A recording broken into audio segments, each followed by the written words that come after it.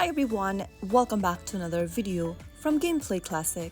In this video, I'm gonna show you how to send gifts to friends in Pokémon Go. To send gifts to friends in Pokémon Go is super easy. Open your Pokémon Go application on your device and make sure that you're signed in. After logging into the home page, go ahead and tap on your avatar at the bottom left corner. This will then take you to a next page where you'll need to choose friends from the top right. Now your friend list will be displayed on the screen.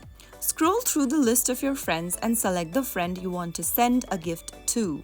Now once you do that, their profile will open up. Tap on Send Gift at the bottom left and then select the gift that you'd like to send to the person. After choosing the gift, click on the Send button, and that's how you easily send gift to one of your friends in Pokémon Go.